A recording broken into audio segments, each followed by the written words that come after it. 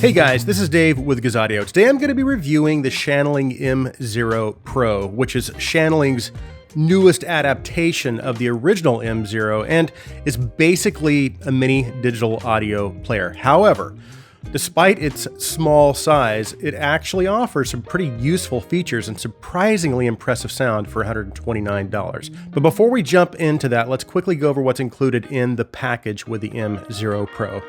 We have the M0 Pro itself. They also include a Type A to Type C USB cable and an extra screen protector. As for inputs, outputs, buttons, and knobs, on the right side we have the power button / volume wheel. And on the bottom, there's a micro SD slot, a Type C input, and a specially designed single-ended output that also functions as a balanced output with a special adapter that you can purchase. Unfortunately, I don't have it, so all of my testing was done in single-ended mode. And of course, on the front, we have a 1.5-inch touchscreen. As you can see, the M0 Pro is very small and compact, which is great when I just want to throw something in my pocket. Again, that's a fully functioning DAP. It has a touchscreen, two-way Bluetooth 5.0, and it also supports up to a 2 terabyte mini SD card as well. But what's cool about the two-way Bluetooth is that I can either connect the M0 Pro to a pair of Bluetooth headphones, so I would be sending the Bluetooth audio to the headphones, or I can just plug a regular pair of IEMs or headphones into the M0 Pro's 3.5 output and then stream it from my phone to the M0 Pro. And as far as the Bluetooth codecs that it supports LDAC, aptX, SBC, and AAC. And of course, you can use it as a USB DAC as well. Now, as far as sound performance in Bluetooth mode, it's actually pretty good. I did most of my testing using this as a DAP, playing directly from the from the SD card and just using it as a digital audio player.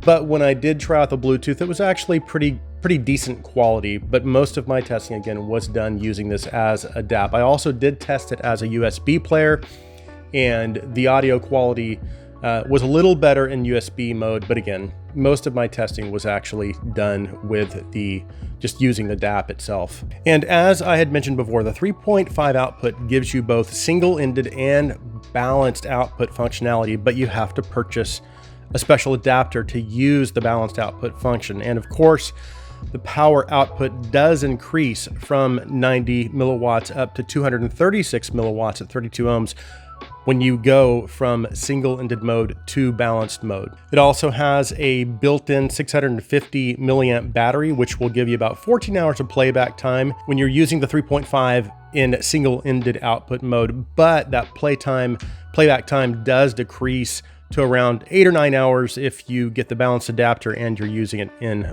balanced mode. Of course, again, I couldn't test that, but the 14 hours of playback time using the 3.5 output is actually pretty accurate. That's about what I was getting. Now, as for the UI, it uses Shanling's M Touch OS, which, for this being such a small device, actually gives you access to some pretty impressive features, and it is surprisingly intuitive and functional.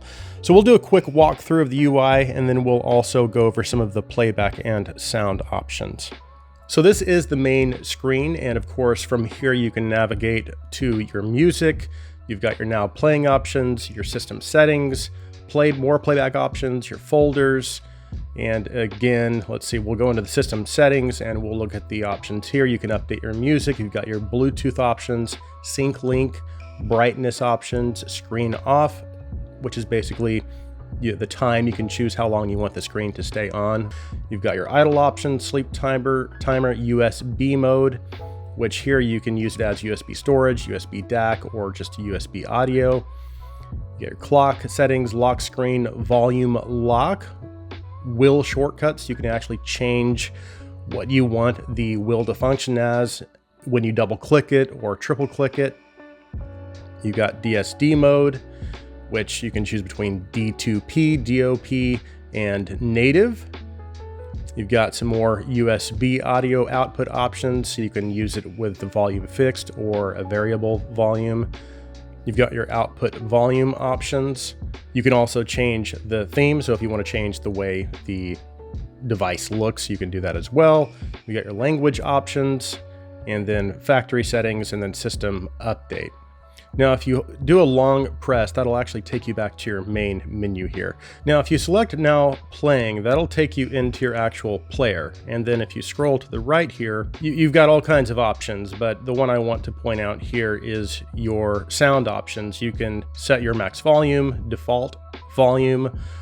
You can choose how you want to list and display the artist, resume mode, gapless, audio. Then you also have your EQ, which your EQ, you can turn that on and it gives you some custom options. And I believe it's a 10-band EQ. Then it also has some presets as well that you can choose from. Of course, you have your gain mode, high or low, replay gain, some filter options, channel balance, play mode, and folder options. So that's the only thing I'm going to go over right now as far as the UI, because I want to move on to the sound. But as you can see, it's actually a pretty responsive UI and is pretty intuitive for the most part. I think they did a pretty good job with the UI. Okay, let's go ahead and move on to the sound.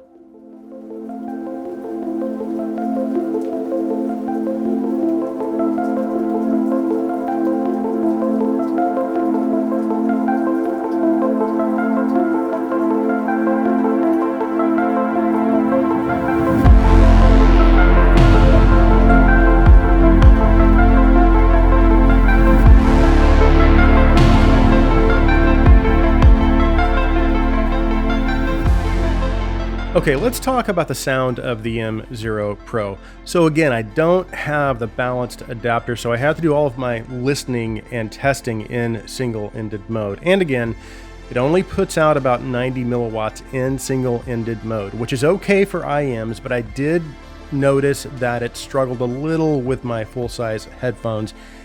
And the areas it struggled with were bass and dynamics. It just seemed like the bass notes were a little on the thin side and didn't quite have the impact and slam that I get with some of my higher output devices. And now, just to be clear, I'm not saying it sounded bad with headphones, because the overall sound is still pretty good otherwise. And the bass was generally clean and, for the most part, about what you might expect from a device in this price range. So no question that the lower output did play a role in that. However, I also think it has to do with just the way the M0 Pro presents the sound in general. And I'll explain this a little more in detail as we progress through the review. But as for the overall sound of the M0 Pro, I would consider it to be mostly linear and uncolored. And the reason I say mostly is because it's not totally linear. It does ever so slightly lean towards being a little on the analytical side of things. And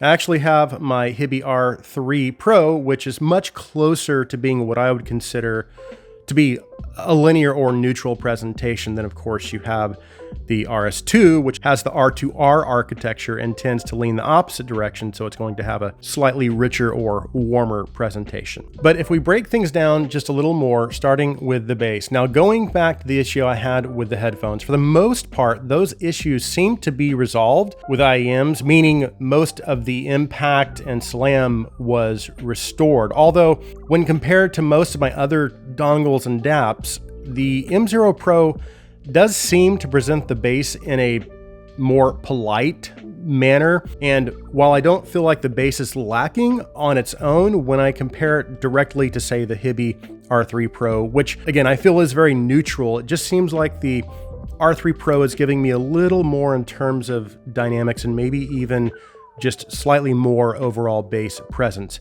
But in every other regard, so lower mid-range, mid-bass texture, and the general bass quality, the M0 Pro really delivered. And then as you move into the mids, the mid-range is presented in a very linear manner also. So vocals and instruments sound natural and real. Mid-range detail and clarity are also very good. Instruments and vocals sound, again, they sound natural and there's good note decay. However, note weight is on the lighter or thinner side. However, at the same time, the mid-range does have a more open and uncluttered presentation. Now, as for the treble, it's detailed, It's well extended, so nothing is missing in the upper treble. Cymbals sound natural and have good energy, but they're never harsh or overly splashy sounding, so I feel like the treble is pretty well controlled. So again, while there is good treble energy, it never becomes grating or harsh. And as for technicalities, the soundstage presentation seems to reflect recordings fairly accurately. Instrument imaging and layering are also good, and while it's fairly easy to pinpoint instruments' locations, they do seem to lack a little bit in density and weight.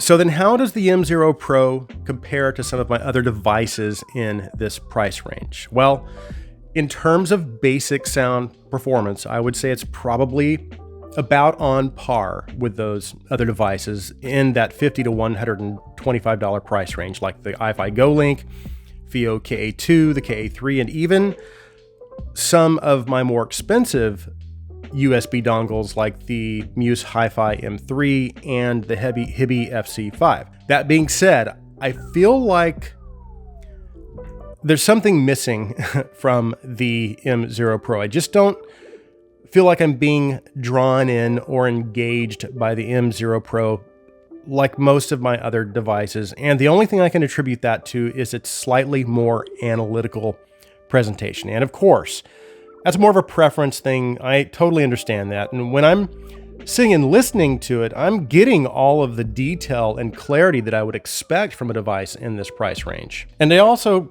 feel like I need to remind myself this is a fully functioning DAP, a Bluetooth DAC, and USB DAC. It's also very well built, designed, and extremely convenient. And you get all of that for $129. So I think for those reasons alone, I still will give this a recommendation, because when you put all those pieces together and then take into consideration that it's only $129, it really is a no-brainer as far as whether or not it's a recommendation. And the reality is, it is an excellent value. Just don't forget that if you have headphones that might need a little more power, you may want to purchase the balanced adapter, and that will increase your power output a little more. But otherwise, I really do feel like this is a solid device, especially if you have mostly IEMs and you need a dedicated music player that doesn't take up much space. Then this might be exactly what you need. So that concludes my review of the Shanling M0 Pro. If you're new to the Gizaudio channel and you like our videos, please take a minute and hit that subscribe button. And if you want to go a step further with your support, we also now have a Patreon. I'll make sure and leave a link in the description.